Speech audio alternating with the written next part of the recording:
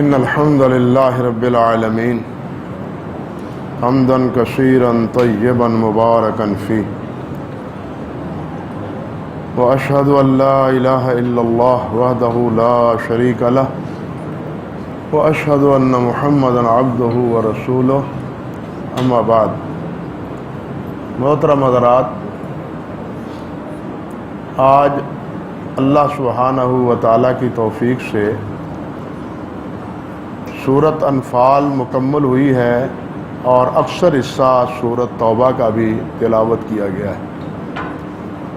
تقریباً 4-5 رکوع باقی ہیں جو انشاءاللہ ہم کل کی نماز تراویح میں سنیں گے اللہ رب العزت کی توفیق سے. سورۃ الانفال،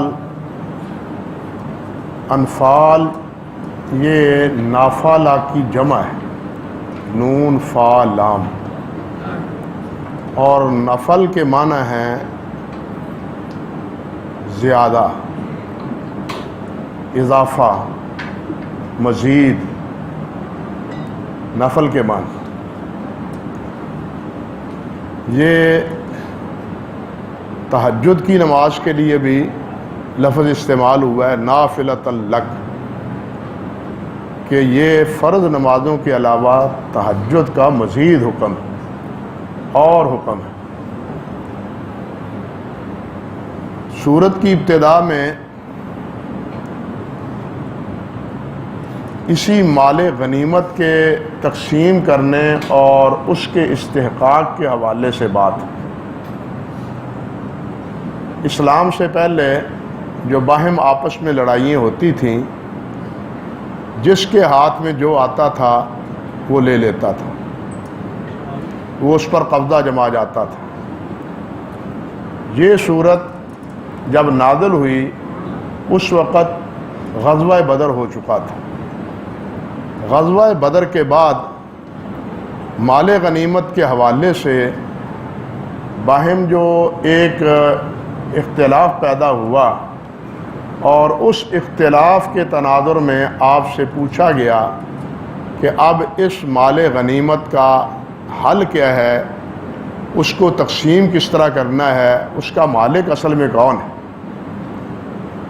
تو اس سوال کے جواب میں یہ سورۃ انفال کی ابتدائی آیات اللہ ذوالجلال نے نازل فرمائی، جس میں ارشاد فرمایا کہ یہ اللہ اور اللہ کے رسول کا مال ہے، اور اللہ اور اللہ کے رسول جس طرح اس کو تقسیم کریں اور جو اس کے بارے میں ہدایت دیں تمہیں اس کی پابندی کرنا ہے. پھر آگے جا کے اس کی 10ویں پاری کے ابتدا ہی میں وَاعْلَمُوا أَنَّمَا غَنِمْتُم مِّن شَيْءٍ فَإِنَّ لِلَّهِ خُمُسَهُ وَلِلرَّسُولِ وَلِذِي الْقُرْبَىٰ، اس میں اس مال کی تقسیم کی بھی تفصیل اللہ رب العزت نے بیان فرما دی. اللہ اکبر کبیر. مال یہ جو تھا، اللہ آپ کا بھلا کرے، غزوہ بدر یہ 2 ہجری کو ہوا ہے، یعنی ہجرت کے دوسرے سال.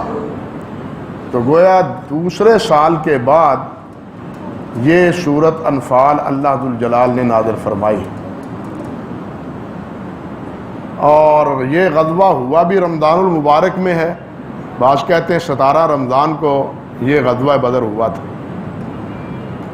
اور اس غزوہ میں اللہ سبحانہ و تعالیٰ نے نبی کریم صلی اللہ علیہ وسلم کو اور حضرات صحابہ کرام رضوان اللہ علیہ مجمعین کو جس طرح فتح اور نصرت سے نوازا، وہ اللہ رب العزت کا ایک بہت بڑا اس امت پر بالعموم اور حضرات صحابہ کرام رضوان اللہ علیہ مجمعین پر بالخصوص بہت بڑا ایک احسان تھا.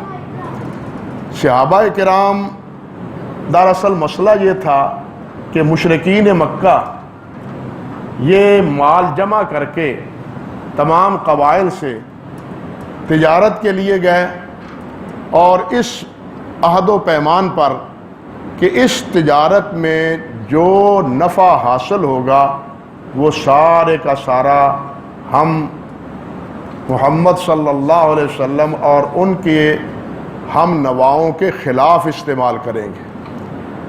یعنی اس تجارت میں جتنا نفع حاصل ہوگا وہ سب کا سب کس مصرف میں خرچ ہوگا؟ مسلمانوں کے صحابہ کرام کی مخالفت میں، ان کے ساتھ لڑنے سے۔ اس کی اطلاع نبی کریم صلی اللہ علیہ وسلم کو بھی ہوئی، تو نبی علیہ السلام نے صحابہ کرام کو اس بات کا پتہ دیا، خبر دی کہ یہ صورتحال ہے۔ چنانچہ 313 ساتھیوں کو لے کے اس قافلے کے تعاقب کے لیے نبی علیہ السلام مدینہ طیبہ سے روانہ ہوئے۔ ادھر ابو سفیان جو اس مشرکین کے قافلہ تجارت کا امیر تھا، اس نے پیشگی اپنی حفاظت کے تناظر میں مکہ مکرمہ میں پیغام بھیج دیا کہ ہم خطرے میں ہیں، تم ایسا کرو کہ پوری تیاری کر کے ہماری حفاظت کے لیے آؤ، کہیں ایسا نہ ہو کہ مسلمان اور محمد صلی اللہ علیہ وسلم کے ساتھی وہ غارت گری کریں اور ہمارا یہ تجارتی قافلہ جو ہے نا وہ لوٹ لیا جائے۔ چنانچہ 1000 کی تعداد میں مسلح مشرکین کفار بڑے آب و تاب کے ساتھ مکہ مکرمہ سے روانہ ہوئے، اور یہاں نبی علیہ السلام بھی جس وقت گئے ہیں تو اس وقت صورتحال یہ بنی کہ قافلہ اپنا اثر راستہ چھوڑ کے مزید مغرب کی جانب سے سمندر کے کنارے کنارے انہوں نے راستہ اختیار کر کے مکہ مکرمہ کا رخ کر لیا۔ گویا انہوں نے اپنے ظاہری طور پر بچاؤ کی ایک صورت اختیار کی، وہ تو بچ گیا۔ اور اب ابو سفیان نے پیغام بھی بھیج دیا کہ ہم ان کی دسترس سے نکل گئے ہیں، یعنی ان کے ہاتھ آنے کے جو مواقع ہو سکتے تھے اس حد سے ہم نکل گئے ہیں، اب تمہیں واپس پلٹ آنا چاہیے۔ مگر ابو جہل اور دوسرے کچھ سرکردہ جو مشرکین تھے انہوں نے اس رائے کو قبول نہ کیا۔ انہوں نے کہا کہ ہمیں ہر صورت میدان میں جانا چاہیے اور آئے دن کی یہ مخاصمت اور لڑائی اس کا قضیہ نپٹا دینا چاہیے۔ چنانچہ بدر کے میدان میں وہ آئے، ادھر صحابہ کرام اور نبی کریم صلی اللہ علیہ وسلم وہ بھی بدر میں پہنچے، اور دونوں کے مابین جو معرکہ ہوا اس کے نتیجے میں اللہ سبحانہ و تعالیٰ نے مسلمانوں کو فتح دی۔ 70 کفار جو بڑے بڑے رئیس تھے، امراء تھے، وہ تہتیغ ہوئے، مارے گئے، قتل ہوئے، اور 70 کے قریب قیدی ہوئے۔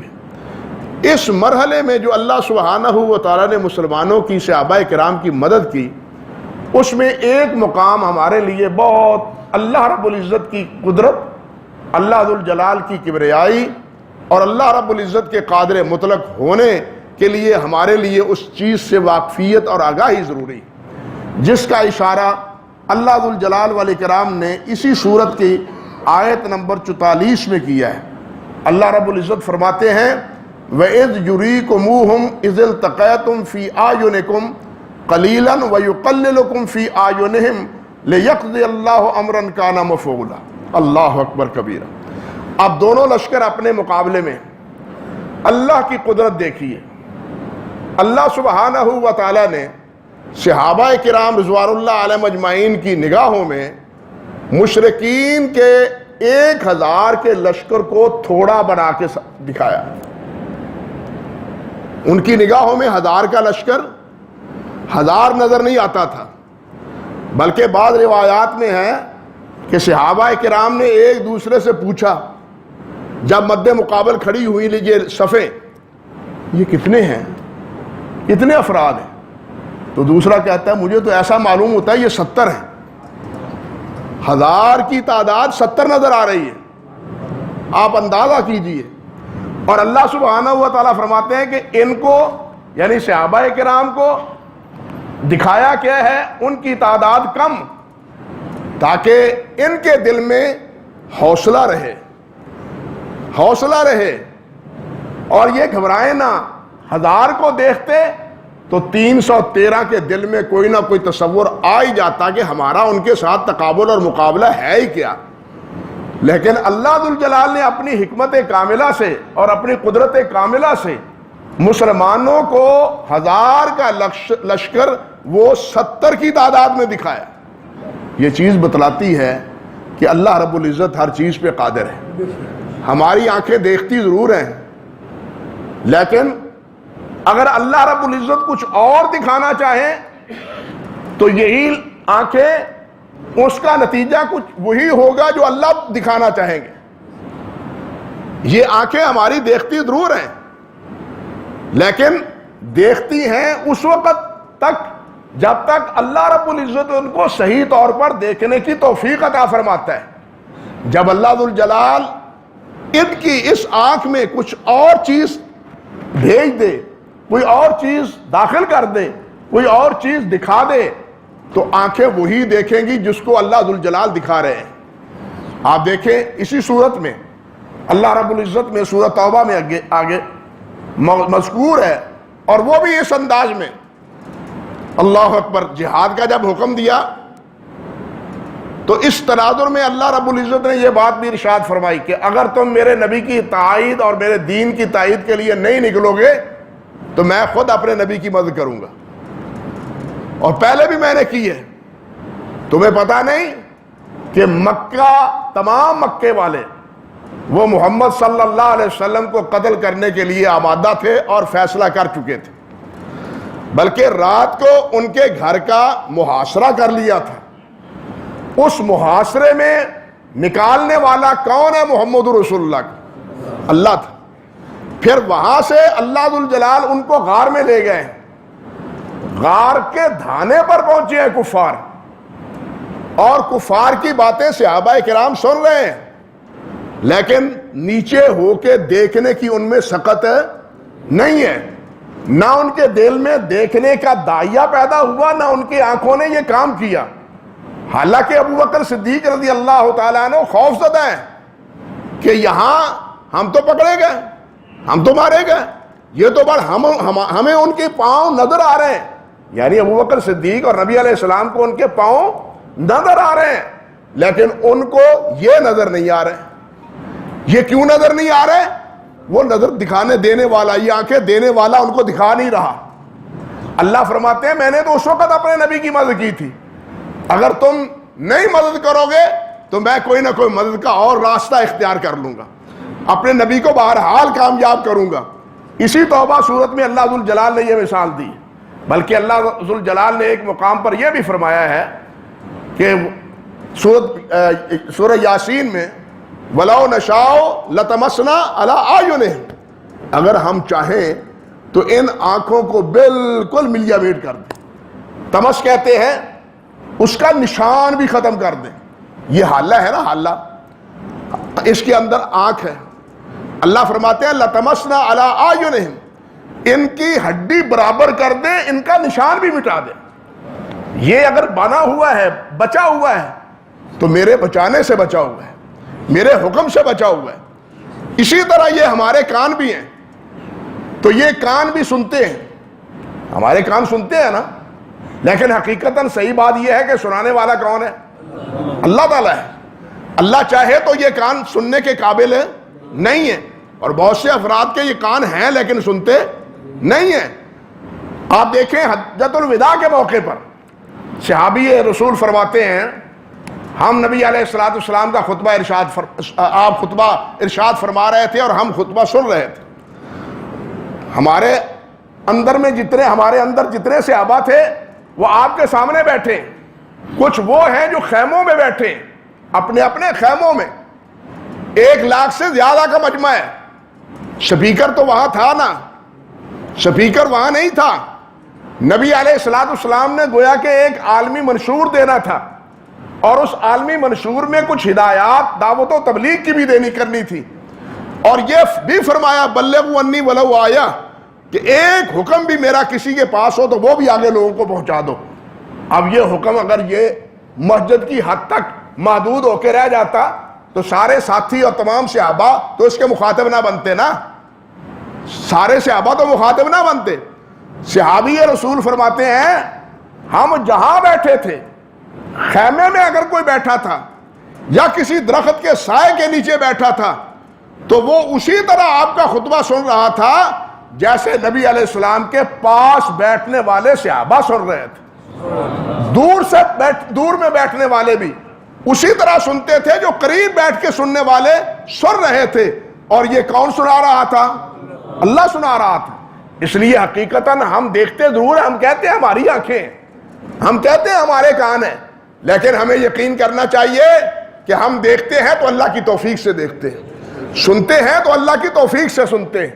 اللہ نہ چاہے تو بیٹھے بٹھائے ہمارے کانوں کو برباد کر کے رکھ دے، ہماری آنکھیں جو ہیں اس کو برباد کر کے رکھ دے، یہ دیکھنے کے قابل نہ رہے. اس لیے جو کچھ ہو رہا ہے یا جو کچھ متمتع ہو رہے ہیں یہ اللہ سبحانہ و تعالیٰ کی توفیق اور اللہ ذوالجلال کی اعانت سے ہے. اس پر ہمیں اللہ کا شکر ادا کرنا چاہیے. تو غزوہ بدر کے حوالے سے عرض کر رہا تھا کہ اللہ تعالیٰ نے نبی علیہ السلام کی مدد فرمائی اور 70 ان کے افراد جو ہے وہ تہتیب ہوئے، وہ مارے گئے، اور 70 کے قریب کیا ہوئے؟ قیدی ہوئے. اب ان قیدیوں کے بارے میں بھی ایک فیصلہ کیا صحابہ کرام نے. نبی علیہ السلام نے صحابہ کرام کے مشورے سے کہ ان کو قتل کر دیا جائے یا ان سے فدیہ لے کے ان کو چھوڑ دیا جائے. مشورہ ہوا تو اس بات پر بالآخر فیصلہ ہوا کہ فدیہ لے کے ان کو چھوڑ دیا جائے.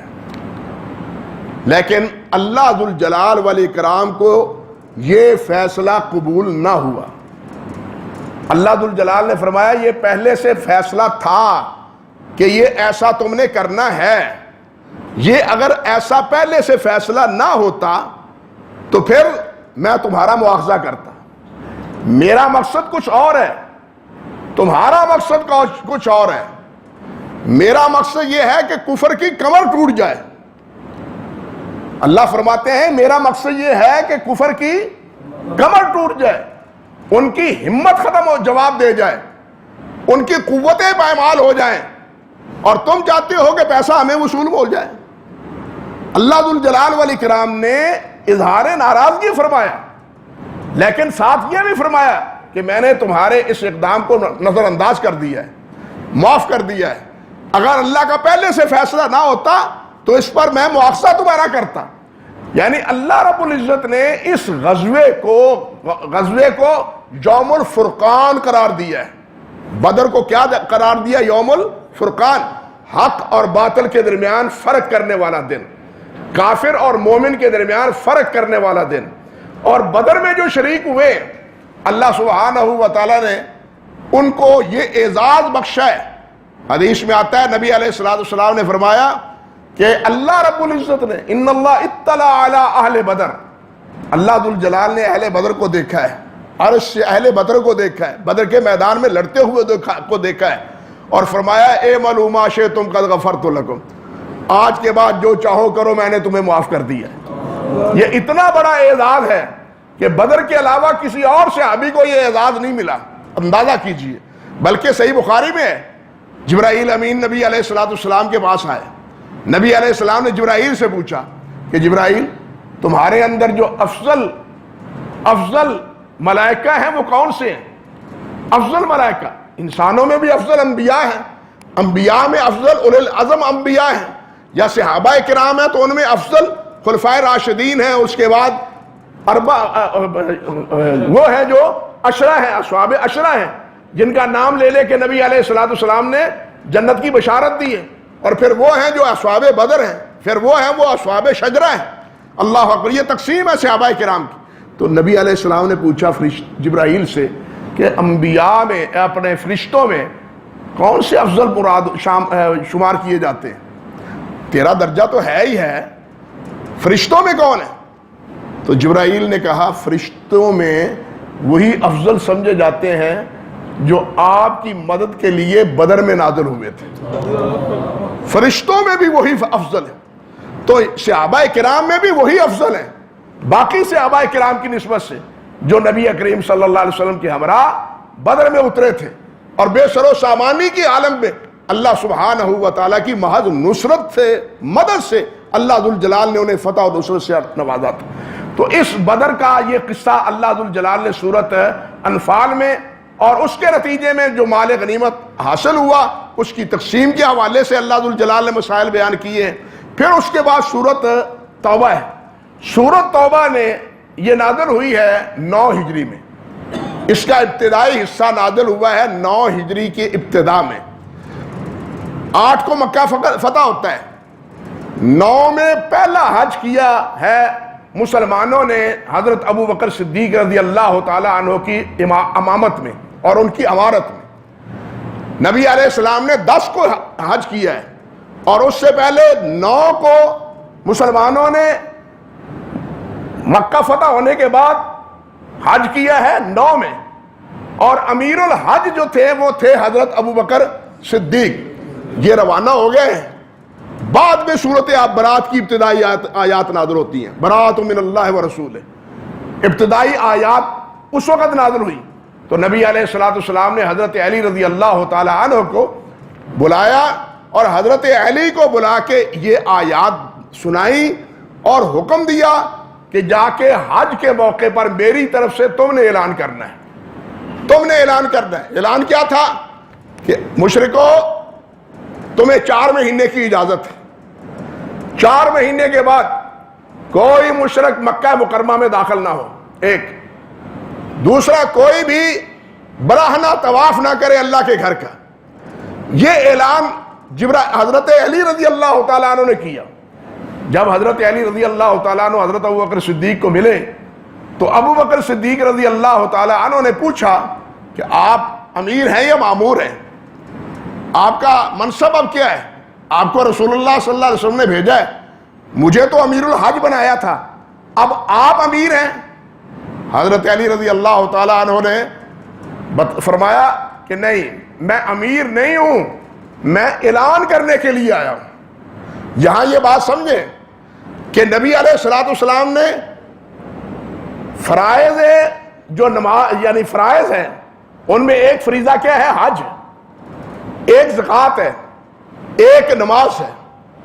اب یہ دیکھیں کہ حضرت محمد رسول اللہ صلی اللہ علیہ وسلم نے 9 میں حج کا حکم دیا ہے تو امیر الحج کس کو بنایا ہے؟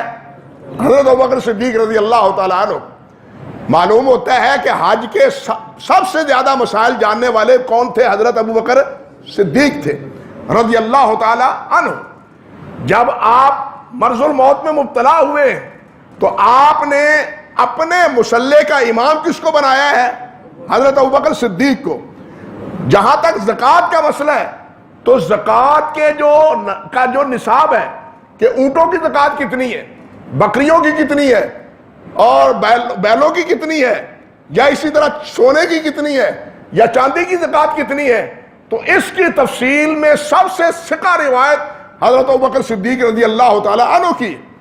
یعنی اندازہ کیجئے فرائض سے متعلقہ جو مسائل ہیں، وہ نماز سے متعلق ہو، وہ کیا ہو، حج کے متعلق ہو، وہ زکوٰۃ کے متعلق ہو، ان میں مرجع کون ہے؟ حضرت ابوبکر صدیق ہے۔ اسی لیے حضرت ابو سعید خدری رضی اللہ تعالیٰ عنہ فرماتے ہیں کان ابو بکر، صحیح بخاری کے لفظ ہے، کان ابو بکر اعلمنا، کہ ہم میں سے سب سے زیادہ علم کو جاننے والے حضرت ابوبکر صدیق تھے۔ تبھی نبی علیہ السلام نے انہیں امیر الحج بنایا، تبھی انہیں نبی علیہ السلام نے اپنے مسلح کا امام بنایا، اور تبھی نبی علیہ السلام کے زکوٰۃ کے مسائل ابو بکر صدیق رضی اللہ تعالیٰ عنہ سے ہم نے سیکھے۔ تو اس سے پتہ چلتا ہے کہ حضرت ابوبکر صدیق رضی اللہ تعالیٰ عنہ کا کیا مقام اور کیا مرتبہ تھا۔ حضرت علی بعد میں گئے ہیں، ان سے پوچھا ہے کہ آپ امیر ہیں یا معمور ہیں؟ وہ کہنے لگے میں امیر آپ ہیں، میں معمور ہوں، میرا فریضہ اور میری ذمہ داری یہ ہے کہ میں یہ اعلان کروں گا۔ چنانچہ حضرت علی نے نبی علیہ السلام کی طرف سے سورت برات کی ابتدائی آیات سنائی اور مشرکین کو متنبہ کیا کہ 4 مہینے کی تمہیں اجازت ہے یہاں، اور اس کے بعد تم حرم میں شرک کے لحاظ سے مشرکانہ امر و کردار ادا کرتے ہوئے حرم میں رہنے کے مجاز نہیں ہو۔ اور دوسری بات یہ کہ آج کے بعد تم ننگا طواف کرنے کی جو تم نے خود ڈالی ہوئی تھی وہ بھی تمہارے اوپر آج کے بعد حرام اور ناجائز ہے۔ اب کوئی طواف کرے گا تو براہنہ نہیں بلکہ لباس پہن کے کرے گا۔ اب مشرکین کی مت ماری ہوئی کہے نا، مشرکین کی مت ماری ہوئی، شرک ہمیشہ مت ہی مارتا ہے، شرک انسان کی ہمیشہ مت مارتا ہے۔ اللہ کے بندو اس سے بڑی مات کیا ہے کہ شرک کی وجہ سے مخلوق کو خالق بنا دیا جائے. اس سے بڑی ماری اور کیا ہوگی کہ مخلوق کو خالق کے درجے پر بٹھا دیا جائے اور جو معبود ہے خود عابد ہے اس کو معبود بنا دیا جائے. معاذ اللہ ثم استغفر اللہ. ماتی ماری ہے نا انسان کی. تو مشرک کی اصل میں مت ماری ہوتی ہے. وہ اس وقت کہتے تھے کہ ان لباسوں میں ہم کرتے ہیں گناہ, ہم کرتے ہیں غلطیاں, ہم سے خطائیں ہوتی ہیں, تو اللہ کے ہاں پاک صاف ہونے کے لیے پھر یہ لباس پہن کے تو نہیں نا طواف کرنا چاہیے, ننگا طواف کرنا چاہیے. فلسفہ دیکھو شیطان نے کیا سمجھایا انہوں. شیطان نے کیا سمجھایا کہ بیت اللہ میں, عین بیت اللہ میں ننگا کر دیا انہوں, عین بیت اللہ میں ننگا کر دیا. اتنے بے شرم اور بے حیا ہو گئے اور یہ مت ماری ہوئی تھی ان لوگوں کی. تو اللہ کے نبی علیہ الصلوۃ والسلام کی طرف سے یہ اعلان ہوا کہ خبردار آئندہ کوئی بھی بیت اللہ کا طواف ننگا نہیں کرے گا. یہ ابتدائی حکم تھا سورۃ برات کا جو اللہ سبحانہ و تعالی نے اس طرح نازل فرمایا. اس کا جو اگلا حصہ ہے وہ سن 9 ہجری کے اختتام پر اللہ ذوالجلال نے نازل کیا, جس میں ذکر ہے غزوہ تبوک کا, جس میں ذکر ہے غزوہ تبوک کا. اور یہ وہ لڑائی تھی جو لڑائی بالکل کیسر روم کے ساتھ ان کی سرحدوں پر جا کے سب سے پہلی بار ذخیر یعنی سرزمین عرب سے نکل کے کفار کے کی سرحدوں پر جا کے, اور وہ بھی 30,000 کا لشکر لے کے. کتنا؟ 30,000. اتنا بڑا لشکر کبھی پہلے یعنی مسلمانوں کا یا نبی علیہ الصلوۃ والسلام کے ہمراہ صحابہ کرام کا وہ روانہ نہیں ہوا تھا. لیکن اس کا نتیجہ کیا نکلا یہ تفصیل آئندہ آنے والے سبق میں ہے. اللہ نے چاہا تو کل اس کے بارے میں کچھ عرض کروں گا, اور جو اگلی منزل ہوگی اس کے بارے میں بھی اللہ کی توفیق سے کچھ باتیں آپ کے گوش گزار کرنے کی کوشش کروں گا. وآخر دعوانا الحمدللہ رب العالمین.